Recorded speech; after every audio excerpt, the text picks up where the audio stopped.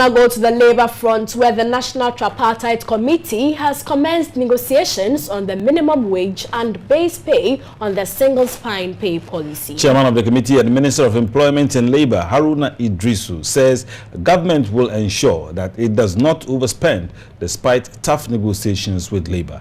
He spoke exclusively to our reporter, Daniel Opoku.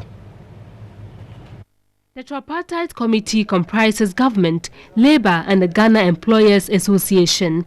The committee is expected to negotiate on a 2016 minimum wage and base pay on a single pay policy. During the negotiations, Labour is expected to consider cost of living to demand for higher minimum wage and base pay.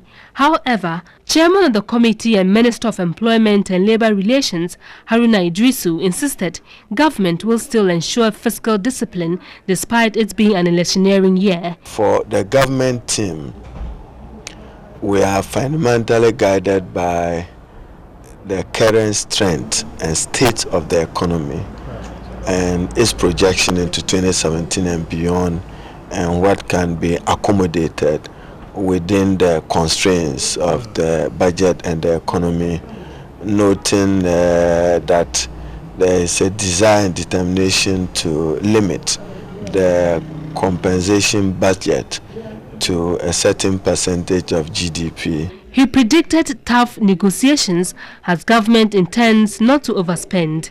This year promises to be a tough negotiations as Labour is already strengthened with the rate of inflation as a reference point, the utility tariffs upward adjustment and the introduction of the energy sector levy. But I trust that we'll be able to build a consensus by end of July.